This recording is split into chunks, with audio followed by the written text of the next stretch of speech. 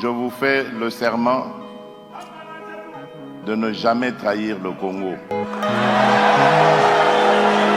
À notre population, c'est qu'aujourd'hui, plus que jamais, nous devons garder l'unité entre nous.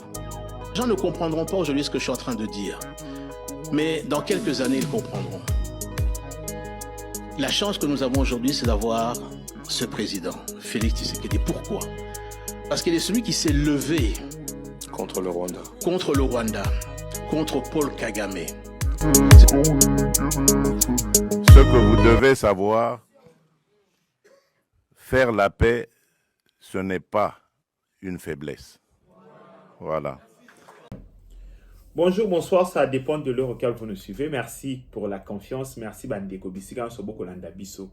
Boko pesa biso confiance. Et sangweza makasi ya omona ke ba Congolais boza ebele. Bolimbi sande tokutai na pokwa dans makambo osali leke ebele misala. Kozonga ka mbala moko tolobite te osola na ba Congolais et ça la kabiso très bien. Komona ke boza ebele ya kolanda biso, boza kosala biso confiance. Merci mingi Bandeko. Nzambe ya bokasi bonso abatela. Merci pe na bandeko nyonso bakanisi biso na mwa ba message a bien positif na ba M-Pesa, ba RTL Money. Merci mingi bandeko. Boyebi ke yango mtu sala force na biso. Ata poko ata butu, boyebi ke to solo la kaka.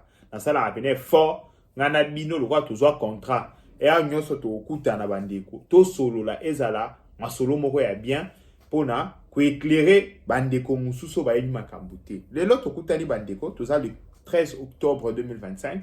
Le 13 octobre 2025, na ONI Lelo, Tuba se réunisaki, ezaki, Conseil de sécurité à ONI.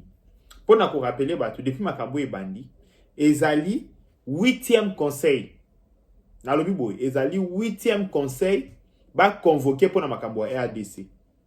Depuis année au Kakatokoti, il y a 8e conseil de sécurité à ONI. Donc si je ne me trompe pas, il y a 10 conseils de sécurité à ONI. O ba convoquer ka pona makambo ya RDC. Bande ko makambo e koma kite. Na yo ka batu baloba ke diplomatie na biso ezana se. Makambo e koma kite. Na ko bisa bino ke depuis 30 ans, so ba convoquer ba conseil de sécurité ya ONU pour la question à RDC et l'équipe 5T. Et l'équipe 5T. Donc notre diplomatie a pu ko chali kambu ya RDC na centre ya débat mondial. Na biboy. Makambo RDC ezako lobamana et comme na centre ya débat ya mukili mobimba. Ce qui est vraiment une bonne chose bandeko. Après avoir comme on a résultat na Israël entre Israël na Gaza. Donc ezako pousser biso total problème ya Congo très bien parce que kimia ya Congo est commis sikoyo na porte. Mais bandeko kimia ya Congo est commis na porte. Maintenant ba Congolais à qualité nini. C'est très important. Hein? Qui met à Congo comme une porte. Maintenant, les Congolais à qualité ni bandeko. C'est ce qui est déplorable. Autant que déplorer, na qualité, na mauvaise qualité. Il y a des Congolais tous en bango. Il y a des Congolais à mabé tous en bango. Congolais moko ya mauvaise qualité lilo. Aleki na bosolo na politique. Azako loba que non. Situation ya bandeko bazana Bukavu, Goma, eza pasi. C'est que nous fait très mal. Naza a mutuna bino, na lobela bino situation wana chaque jour. Que bandeko eza inadmissible. Tout le monde a bandeko na biso ba Congolais, ba fanda na ba ville quoi Goma Bukavu sans kozala na accès na ba mbongo na ba na compte bancaire. Kasi Congolais wana ya mauvaise qualité, tango ba tunie nani aza ko créer problème wana. Bolanda bino moko. Les Congolais qui sont à l'Est, ils n'ont pas accès à leur compte bancaire. Ils n'ont pas accès à leurs fonds. Ils sont mal. Mais qui a créé ces Congolais? Non, mais qui crée ces Congolais-là n'ont demandé rien à personne. Qui crée ces conditions? Ce sont les victimes. Aujourd'hui, qui crée? Vous les appelez victimes, mais qui crée? Attendez, donc, vous pensez qu'un Congolais qui vit à Goma, ou qui vit à Rutshuru, à Bukavu, qui n'a un petit salaire, qui avait, je ne sais pas, $1000 sur son compte, ou 2000 ou quelques francs sur son compte et qui ne peut plus les retirer, vous dites qui crée? Mais qui a mis ce Congolais en difficulté? Non. Pourquoi vous ne voulez pas condamner ceux qui ont récupéré, ils ont pris en otage ce Congolais? Non, le droit de propriété est sacré. Il faut laisser leur propriété être respectée. Le droit de propriété est sacré.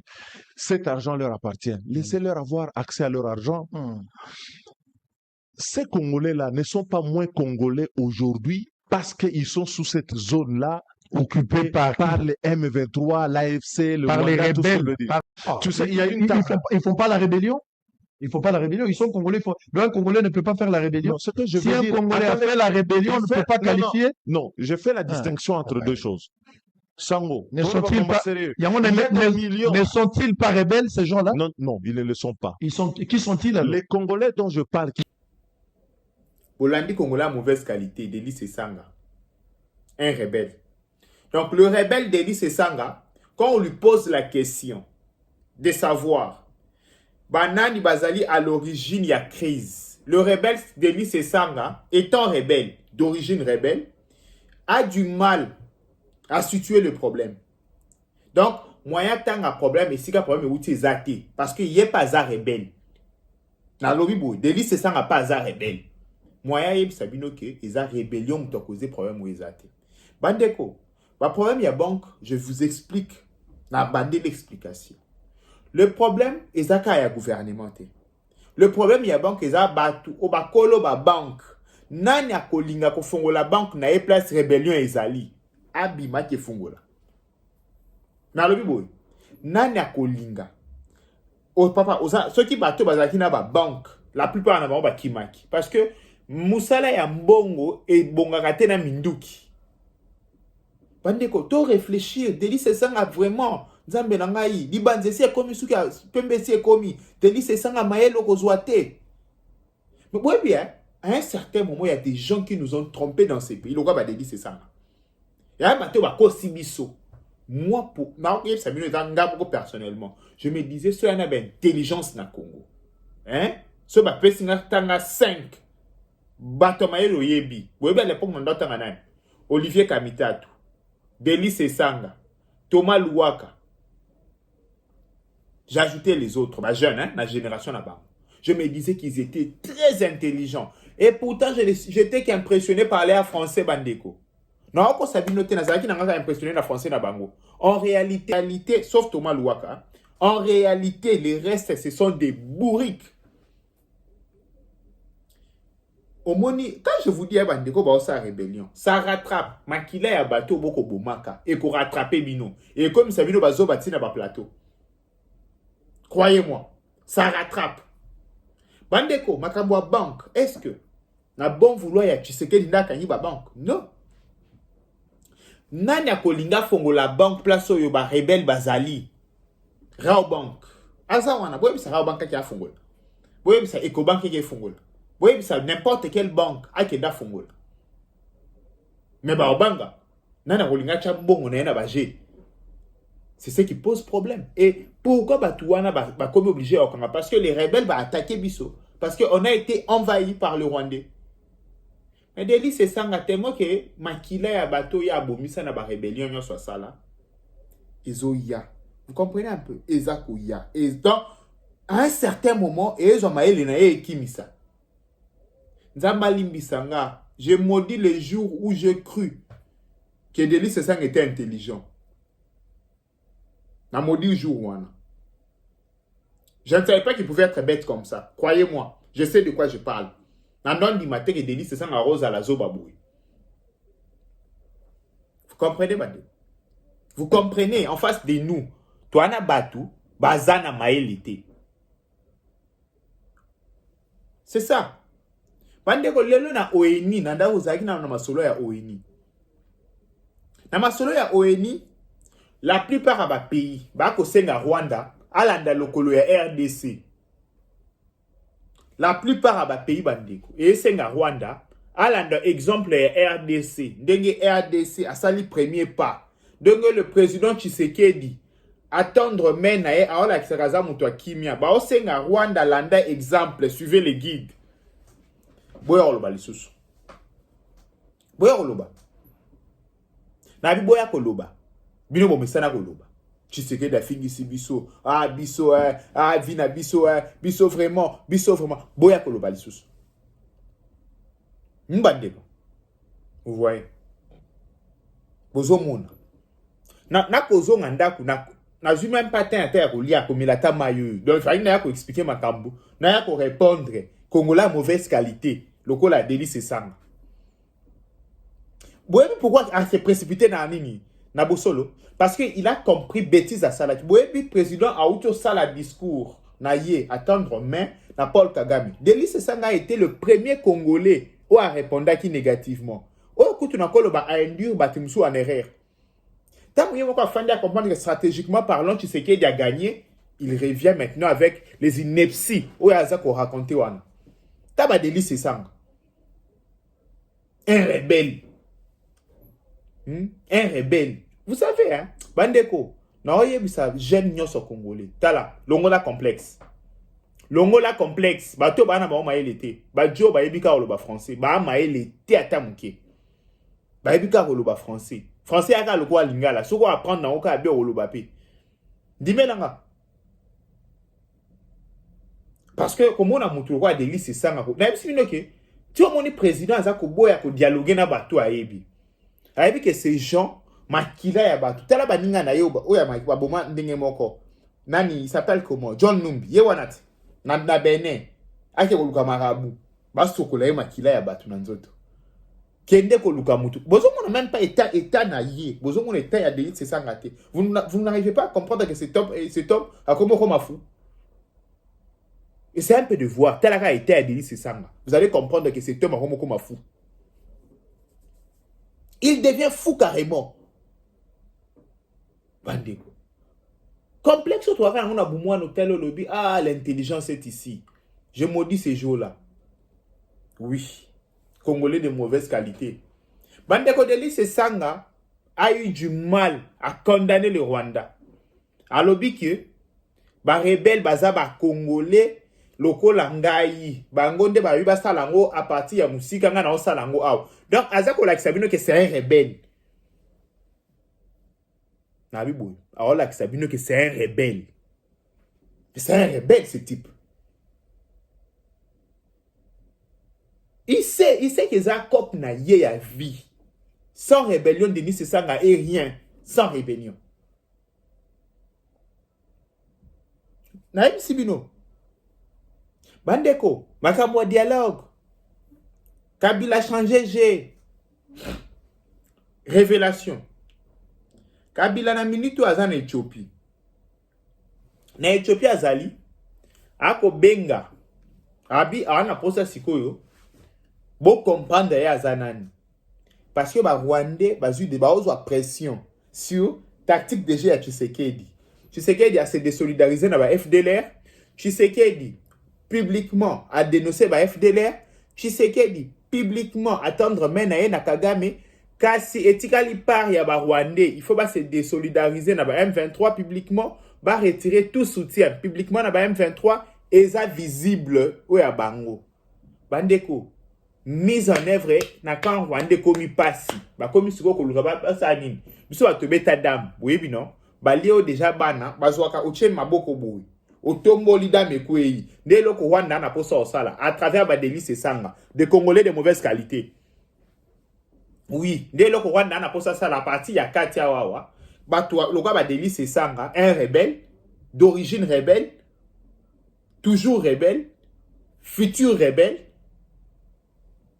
à travers le gars Bango, sopadam. Nabiboui, à travers le gars Delis Sesanga, sopa match, panza match. C'est ce que le Kagame veut faire. Là, batounaï. Bandeko. À un certain moment, quand je regarde ces gens, je me dis, Zambe, Baton Dakate. Bandeko. Moussiga n'a vu distraction. Et là, mon web Sabino, Bandeko. Oh, bah, c'est peut-être que Tshisekedi doit gagner ses combats. Tshisekedi, Totikedi, non. Tozo attitude abitumba bandeko. Eza guerre, eza bataille. Toko ki pe ko perdre yango. Oh. Ndeko. Victoire eza akite. To bunda. To sous-estimer banguna te. Banguna ba kote libiso partout. Batinde libiso ba Delis Sesanga. Banguna ba kote libiso partout. To bunda bitumba bandeko. Sinon te bo pe sanga raison. Toko ki pe ko perdre yango. Et quand tu peux comme abonner sur te perdre pe bitumba. Ya mwane fo to boya ko sous-estimer na banguna, to surestimer bango. ba Delis Esanga o tolo ba ki ana ba mitraillette pa na ye tolo ba kana ba char de combat to surestimé ye to bundise na niveau wana ba Rwandais to surestimé bango na yo kaka batu ba utiliser langage moko like ba Rwandais pays à mukie boye motoko ko écraser ngo c'est faux, détrompez-vous. L'Israël a za pays à mukie boye ba o ba ebi guerre à Kippour ba ebi guerre à 6 jours ba ebi que l'Israël a pu écraser l'Égypte, grand pays. Bandeko mukelo bakate na makambo yo avec des Congolais de mauvaise qualité, le quoi ba Delis Esanga boko za la payer à muneni. Maintenant ba Congolais mauvaise qualité, le quoi ba Delis Esanga boko perdre muto ako sabinoté, bo sous-estimer Rwanda te bandeko. Pour na ko battre adversaire na yo bien, il faut que se surestimer ye. Il faut que surestimer ye ko pesa même force au azana ngote tu vas l'écraser. Un grand pays, on peut être un grand pays comme le Congo. Mais ce qui kaka population na yo est à mauvaise qualité. Le quoi rebelle Delis Esanga. Croyez-moi. Boke musikate. Oui. Nazo ba Congolais de mauvaise qualité, je sais de quoi je parle. Mutoyo a onga na kosa maka qu'il était intelligent. C'est ça bandeko. Donc ici na obenga mutunyo son patriotisme. Tobunda. Totika ko croiser maboko en pensant que le Rwanda est un petit pays. Totika. Tobunda. Moutoko sabinote que le Rwanda est un petit pays. Moutoko sabinote. Les Rwandais sont chez nous. Delis Esanga. Ezaka le Rwandais du santé. Misusu ba koma ba Rwandais d'idéologie. Croyez-moi, il y a d'autres personnes qui vivent na bango na Congo. Il y a d'autres personnes qui liana bango, baba Rwandais du santé, baba Rwandais d'idéologie. Idéologie na bango ezana Rwanda. Pour eux le Congo ezaka ka moyen moko ya gagner vie. Mais mutu na bango makanisi na bango mayele na bango vie na bango ezana Rwanda.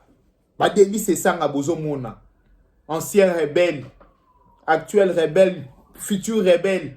Yevi na c'est la rébellion. Bandeko, c'est ça. Vous allez voir les gens pareils. Ok. Bango ba olingate un jour Rwanda kende complètement. Loko là-bas.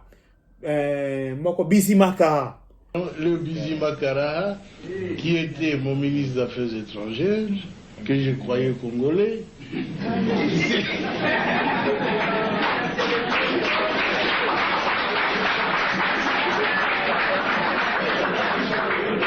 Et à ma très grande surprise, quand j'avais demandé à cette armée de se retirer et avait déjà fermé les valises, ils disent leur armée se retire, ils se sentent en insécurité. Je dis mais non, votre armée reste. C'est l'armée rwandaise qui se retire.